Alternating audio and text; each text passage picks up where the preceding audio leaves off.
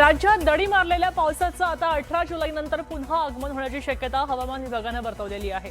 18 जुलैनंतर मुंबईसह कोकण आणि घाटमाथ्यावर मुसळधार पावसाचा अंदाज वर्तवलाय, तर मराठवाडा आणि विदर्भातल्या काही भाग मात्र पाऊस अजूनही तिथं पडण्यासाठी काही दिवस प्रतीक्षा करावी लागू शकते, असा हवामान तज्ञांचा अंदाज आहे। दरम्यान मराठवाडा आणि विदर्भामध्ये यंदाच्या वर्षी पावसाचं प्रमाण अत्यल्प आहे, तर इतर भागामध्ये समाधानकारक पाऊस राहील असाही अंदाज हवामान तज्ञ SD सानप यांनी वर्तवलाय।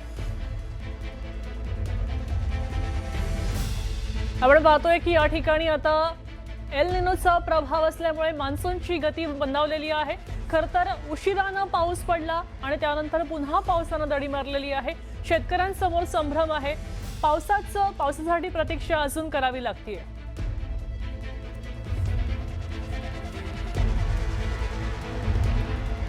आपल्यासोबत दाकरू सोमण आहे, ज्येष्ठ खगोलशास्त्रज्ञ आहेत, पंचांगकर्ते सुद्धा आहेत।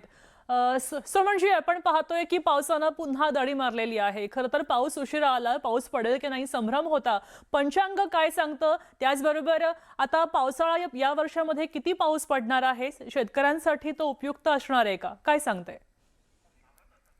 यावर्षी बघितलं तर मृग नक्षत्र कोरडं गेलं, आर्द्रामध्ये पाऊस झाला, पुनर्वसू नक्षत्र सध्या चालू आहे आणि 20 जुलैला पुष्य नक्षत्रात सूर्य प्रवेश करणार आहे।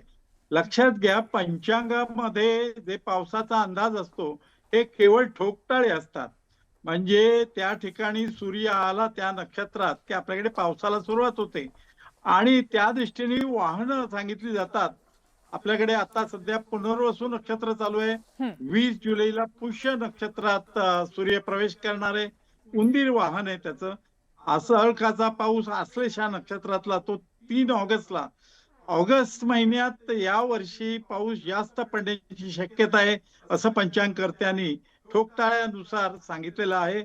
हत्ती वाहन आहे त्यावेळी। मघा नक्षत्रात सुद्धा पाऊस पडणार आहे, पूर्वा नक्षत्र, उत्तरा नक्षत्र, हस्त नक्षत्र आणि चित्रा आणि स्वाती नक्षत्र सूर्य जाईपर्यंत आपल्याकडे पाऊस असतो। अर्थात पंचांगात हा जो ठोकताळे असतात हे हजारो वर्षापासून दिलेले असतात। कधी कधी ते जमतात, कधी कधी जमत नाहीत, पण वेधशाळा जे भाकीत वर्तवतं पावसाविषयी ते जास्त वैज्ञानिक असतं आणि म्हणून शेतकऱ्यांनी वेधशाळेंच्या वर्तवलेल्या भाकितावरती जास्त अवलंबून राहावं। पंचांगातील हे ठोकताळे प्राचीन काळी ज्यावेळी वेधशाळा नव्हत्या त्यावेळेपासून होतं। आता त्याचा नियम बघा वाहनाचा, सूर्य ज्या नक्षत्रात प्रवेश करेल तिथपासून चंद्र नक्षत्रापर्यंत नक्षत्र संख्या मोजावी, 9 न भागावं आणि 0 बाकी राहिली तर हत्ती, कोल्हा, बेडूक, मेंढा, मोर, उंदीर, म्हैस आणि गाढव। आता घोडा वाहन असेल तर पर्वतावरती पाऊस पडतो आणि कोल्हा मेंढा असेल तर पाऊस कमी पडतो। मोर, गाढव आणि उंदीर असेल तर अल्पवृष्टी होते, विस्कळीत वृष्टी होते आणि बेडूक, म्हैस आणि हत्ती अतिवृष्टी होते। ऑगस्ट मध्ये अतिवृष्टी होईल, पण 20 जुलै नंतर पुन्हा पाऊस पडण्याची शक्यता पंचांगामध्ये दिलेली आहे। नक्कीच सोमणजी, आपण पाहतोय खरं तर पाऊस पडण्यापूर्वी दुष्काळ येणार असं म्हटलं जात होतं, जांभळाचा दाखला दिला जात होता, मात्र पंचांगानुसार बघितलं तर पाऊस पडणार होता। आता ऑगस्ट मध्ये आपण पाहिलं तर श्रावण महिना येतो, श्रावण सरी अगदी नाजूक असतात आणि या धर्तीवर पाऊस धोधो कोसळणार आहे का, पंचांग काय सांगतं? नाही, एक लक्षात घ्या, पंचांगातील पुन्हा एकदा सांगतो, हे वैज्ञानिक आधारावरती निष्कर्ष अंदाज वर्तवलेला नसतो। प्राचीन कालापासून जो नियम आहेत, ठोकताळे आहेत, त्यानुसार अंदाज वर्तवलेला असतो। वेधशाळा या वैज्ञानिक निकषांवर आधारित अंदाज वर्तवित असते। अर्थात वेधशाळेने सांगितलं या वर्षी सरासरी एवढा पाऊस पडेल असं सर्व पंचांगकर्त्यांनी बहुतेक पंचांगामध्ये दिलेलं आहे। त्यामुळे चिंता करायचं कारण नाही, फक्त 20 जुलै नंतर आणि ऑगस्ट मध्ये जास्त वृष्टी होण्याची शक्यता आहे। सोमणजी, शेवटच्या प्रश्नाकडे मी येते, अगदी कोणत्या महिन्यापर्यंत पाऊस पडू शकतो? आता बघा ना, ऑक्टोबर पर्यंत पाऊस आहे आपल्याकडे, स्वाती नक्षत्रात सूर्य प्रवेश करेपर्यंत। तेव्हा खरं सांगायचं तर नक्षत्र तारकांचा आणि पावसाचा काहीही संबंध नाही। सूर्य त्या नक्षत्रात ठराविक काली येतो आणि म्हणून त्यावेळी आपल्याकडे पावसाळा असतो आणि त्यावेळी अंदाज पावसाचा दिलेला असतो. पृथ्वीवरती सर्वत्र त्यावेळी पाऊस पडत नाही. तो स्थानिक अंदाजानुसार आपल्याकडे शेती अर्थात शेती उद्योग महत्वाचा आहे आणि भारत देशामध्ये पंचांग हे 2-3 हजार वर्षांपासून आपल्याकडे प्रचलित आहे आणि शेतीसाठी उपयुक्त असे अंदाज देण्याची आपल्याकडे पद्धत आहे. त्यानुसार वाहनं आणि इतर गोष्टींनुसार अंदाज पावसाचा वर्तेला असतो.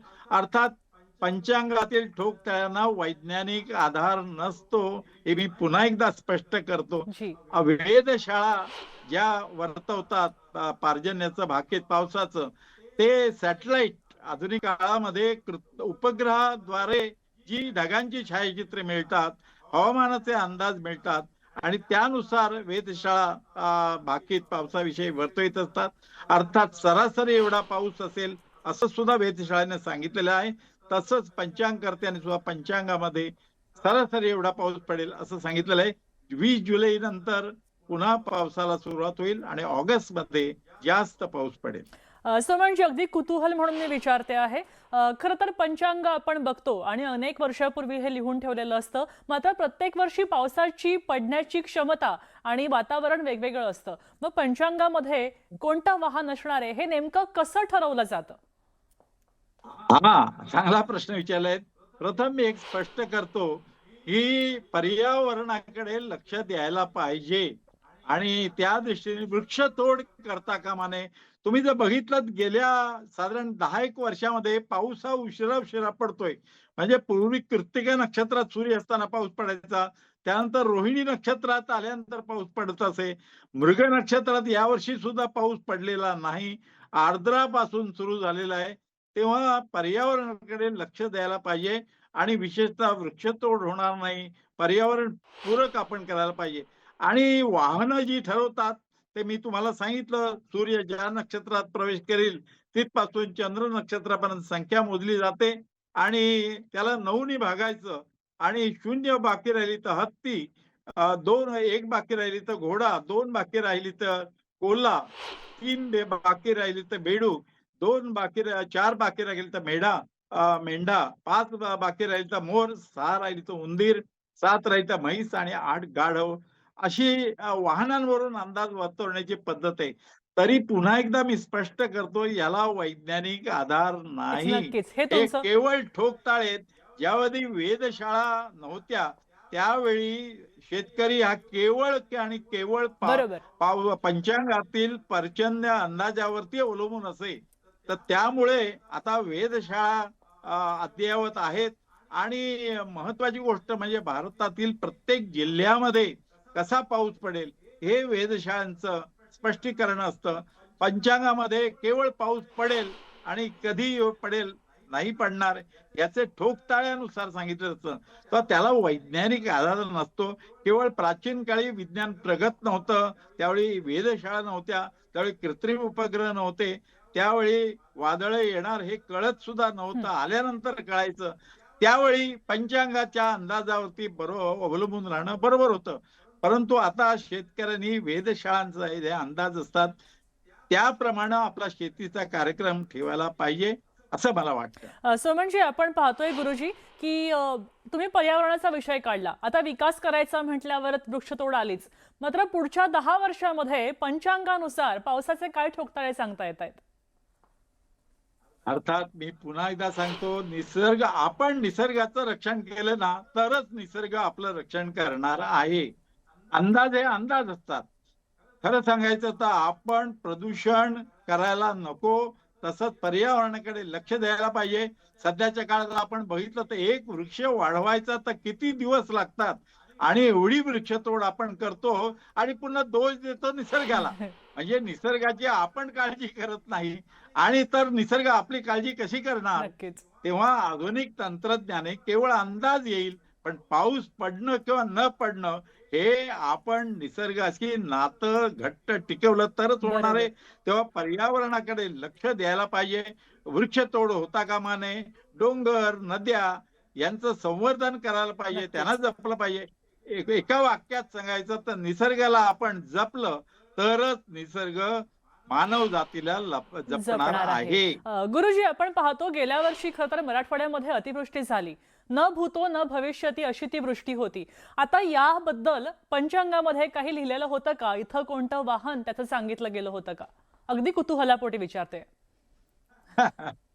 मी पुन्हा एकदा सांगतो, हे ठोकताळे असतात. यानुसार कधी नेहमी तसाच पाऊस पडेल असं सांगता येत नाही.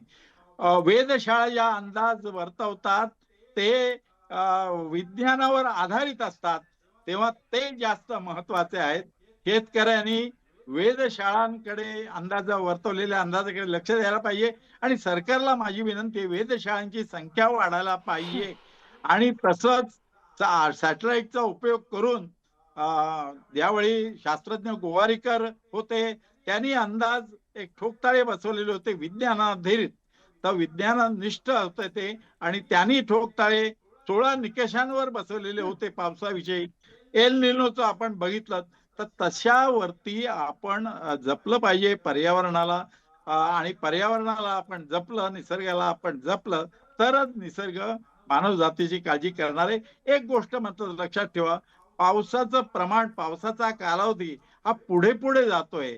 ही गोष्ट मात्र गेल्या काही 15-20 वर्षातला पाऊस बघितला तर आपल्या लक्षात येतं, पर्जन्याचे महिने हे पुढे पुढे सरकतायत. वाहनं पुढे पुढे म्हणजे नक्षत्र ही पुढे पुढे सरकतायत. तेव्हा मृग नक्षत्र यावर्षी कोरडं गेलं.